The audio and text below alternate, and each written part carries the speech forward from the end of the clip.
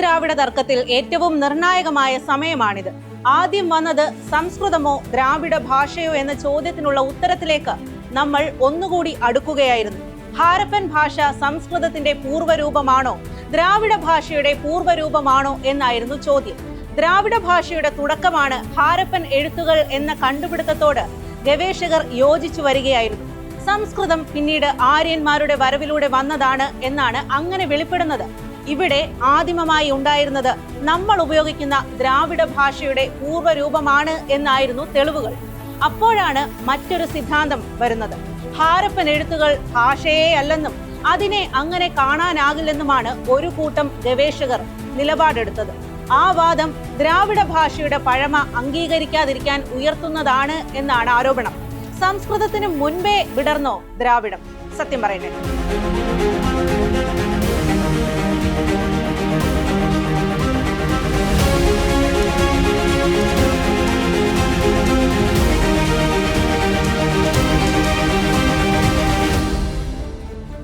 കേന്ദ്ര സാംസ്കാരിക മന്ത്രാലയമാണ് പുതിയ ചർച്ചയ്ക്ക് അരങ്ങൊരുക്കിയത്.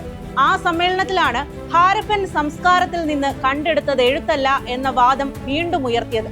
ചില ചിത്രങ്ങൾ മാത്രമാണെന്നും അവയ്ക്ക് ഭാഷയുടെ സ്വഭാവമില്ലെന്നുമാണ് വാദം. ഒരു നൂറ്റാണ്ട് മുൻപാണ് പ്രാചീന സംസ്കാരം കണ്ടെത്തിയതായി ജോൺ മാർഷൽ പ്രഖ്യാപിക്കുന്നത്. ക്രിസ്തുവിനും 3300 വർഷം മുതൽ 1300 വർഷം മുൻപ് വരെയുള്ള കാലത്തെ സംസ്കാരമാണെന്നാണ് അന്ന് തെളിഞ്ഞത്. ഒരു നൂറ്റാണ്ട് കഴിഞ്ഞും തീർപ്പാകാത്ത ഒരു കാര്യമുണ്ട്. ഹാരപ്പൻ കാലത്തെ ഭാഷ ഏതാണ് എന്നായിരുന്നു ചോദ്യം. ഹാരപ്പൻ കാലത്തെ കണ്ടെത്തലിൽ ഏറ്റവും ബുദ്ധിമുട്ടിക്കുന്നത് ഭാഷയാണ്. ഇതുവരെ കണ്ടെത്തിയിട്ടില്ലാത്ത ഭാഷയും ഇതുവരെ കണ്ടെത്തിയിട്ടില്ലാത്ത ലിപിയുമാണ്. ഇതിൽ ഏതെങ്കിലും ഒന്ന് മുൻപ് കണ്ടെത്തിയവയുമായി സാമ്യമുണ്ടെങ്കിൽ നിഗമനങ്ങൾ എളുപ്പമാണ്. ഹാരപ്പൻ ലിപി പക്ഷേ അങ്ങനെയുള്ള ഒരു കണക്കുകൂട്ടലിനും വഴങ്ങുന്നില്ല. അങ്ങനെയാണ് 3 തരത്തിലുള്ള വാദങ്ങൾ ഉയർന്നത്. സംഘപരിവാറുമായി ബന്ധമുള്ള ഗവേഷകർ പറഞ്ഞിരുന്നത് ഈ എഴുത്തുകൾ സംസ്കൃതമാണെന്നാണ്. മറ്റൊരു വിഭാഗം വാദിച്ചത് ഇത് ദ്രാവിഡ ലിപിയുടെ തുടക്കകാലത്തെ എഴുത്താണെന്നാണ്. മൂന്നാമത്തെ വാദം ഇത് സന്താലി ലിപി ആണെന്നാണ്. പക്ഷേ ഇത് മൂന്നും അംഗീകരിക്കപ്പെടാതെ തർക്കത്തിൽ തന്നെ തുടരുകയായിരുന്നു. ഈ ഘട്ടത്തിലാണ് ഫിന്നിഷ് ഇൻഡോളജിസ്റ്റ് അസ്കോ പർപോളയുടെ കണ്ടെത്തൽ വരുന്നത്. ഹാരപ്പൻ ഭാഷയിൽ 425 വ്യത്യസ്തമായ ചിഹ്നങ്ങൾ പർപോള കണ്ടെത്തി. അവയെല്ലാം തമിഴിന്റെ മൂലരൂപമാണെന്നും പർപോള വിശദീകരിച്ചു. ഇവിടം മുതലാണ് ഗവേഷകർക്കുമേൽ കടുത്ത സമ്മർദ്ദമുണ്ടാകാൻ തുടങ്ങിയത്. ഹാരപ്പനിൽ നിന്ന് കണ്ടെത്തിയത് തമിഴിന്റെ മൂലരൂപമല്ലെന്ന് വാദിക്കാൻ നിരവധി പേർ ഉണ്ടായിരുന്നു. ഹാരപ്പൻ കാലത്തെ ലിപിയെല്ലാം ചിത്രങ്ങൾ തന്നെയായിരുന്നു. ആ ചിത്രങ്ങൾ വായിച്ചെടുക്കാനുള്ള രീതിയിലായിരുന്നു തർക്കം. മീനിന്റെ ചിത്രം മീൻ എന്നായിരുന്നില്ല ഉദ്ദേശിച്ചിരുന്നത് എന്ന് പർപോള കണ്ടെത്തി.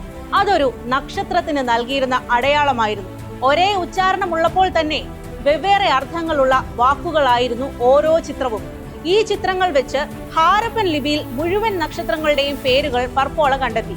അവയെല്ലാം പഴന്തമിഴ് പേരുകൾ തന്നെയായിരുന്നു.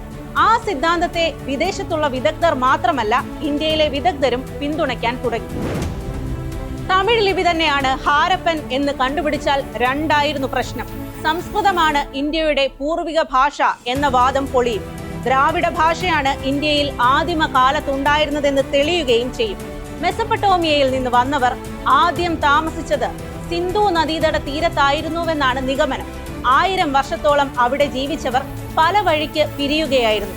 സിന്ധു നദീതടത്തിൽ നിന്ന് വന്നവരാണ് ഇന്നത്തെ തമിഴ്നാടും കേരളവും കർണാടകവും ഉൾപ്പെടെയുള്ള പ്രദേശങ്ങളിലേക്ക് കുടിയേറിയത്. ഈ കുടിയേറ്റത്തിനും ശേഷമാണ് ഇന്നത്തെ ഉത്തരേന്ത്യയിലേക്ക് ആര്യന്മാർ എത്തിയത് എന്നാണ് ഈ വാദം ഉന്നയിക്കുന്നവർ പറയുന്നത്. തമിഴ്നാട്ടിലെ കീഴടിയിൽ നടക്കുന്ന ഖനനത്തിലെ കണ്ടെത്തലുകൾക്കും ഹാരപ്പനുമായി ബന്ധമുണ്ട്. കീഴടിയിലേത് 6600 വർഷം പഴക്കമുള്ള സംസ്കാരമാണെന്നാണ് പുതിയ കണ്ടെത്തൽ. ഹാരപ്പൻ സംസ്കാരത്തിനൊപ്പം തന്നെയോ അതിന്റെ ഭാഗമായോ വളർന്നു വന്നതാകണം ദ്രാവിഡ ദേശവും. ഇന്ത്യയിലെ ആദിമ ഭാഷയും അങ്ങനെയെങ്കിൽ ദ്രാവിഡമാണെന്ന് സമ്മതിക്കേണ്ടി വരും. ഹാരപ്പൻ ലിപിയിൽ പ്രാഥമിക കാര്യത്തിൽ പോലും അഭിപ്രായ ഐക്യം ഉണ്ടായില്ല. അടയാളങ്ങൾ ഒരു ഭാഷയാണോ എന്ന് തീർച്ചപ്പെടുത്തുകയായിരുന്നു ആദ്യം വേണ്ടിയിരുന്നത്.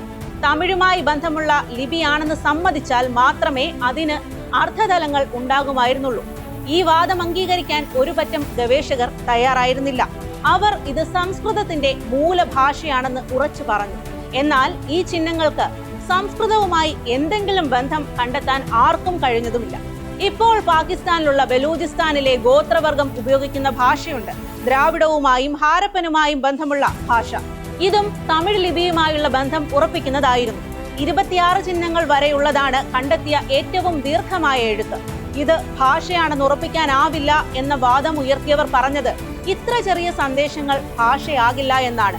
ആ ചിഹ്നങ്ങളെല്ലാം മതപരമായ കാര്യങ്ങൾ മാത്രം പ്രതിഫലിപ്പിക്കുന്നവയാണെന്നാണ് അക്കൂട്ടർ വാദിച്ചത്. കണ്ടെത്തിയ ലിപിയെ ഭാഷയല്ലാതാക്കുക മാത്രമാണ് ദ്രാവിഡവാദം തകർക്കാനുള്ള മാർഗം. അതാണ് ഇക്കൂട്ടരുടെ വാദമുഖങ്ങളിലുള്ളത് എന്നും ആരോപണം ഉയർന്നു. കീഴടി ഖനനവുമായി ബന്ധപ്പെട്ട് തമിഴ്നാട്ടിൽ നിർണായക നീക്കം നടക്കുന്നുണ്ട്. ഭാഷ ഡീകോഡ് ചെയ്യാൻ വലിയ സമ്മാനമാണ് പ്രഖ്യാപിച്ചിരിക്കുന്നത്. തന്നെയുമല്ല, വിദേശത്തെ ലബോറട്ടറികളിൽ നടത്തിയ പരിശോധനകളിൽ കീഴടിയിൽ നിന്ന് കണ്ടെടുക്കുന്ന വസ്തുക്കൾക്ക് 6000 വർഷത്തിലധികം പഴക്കമുണ്ടെന്ന തെളിവുകളും പുറത്തുവരികയാണ്. ഇതിന് സമാന്തരമായാണ് ഹാരപ്പൻ സംസ്കാരത്തെക്കുറിച്ചുള്ള പഠനവും നടക്കുന്നത്. ചരിത്രത്തിലെ വസ്തുത കണ്ടെത്താനല്ല ഇപ്പോഴത്തെ നീക്കം. പറഞ്ഞുണ്ടാക്കിയ അപ്രമാദിത്വം സ്ഥാപിക്കാനാണ് ശ്രമം നടക്കുന്നത്. അതുകൊണ്ട് തന്നെ സത്യം പുറത്തു വരുമോ എന്ന് കണ്ടറിയുക തന്നെ വേണം. നമസ്കാരം.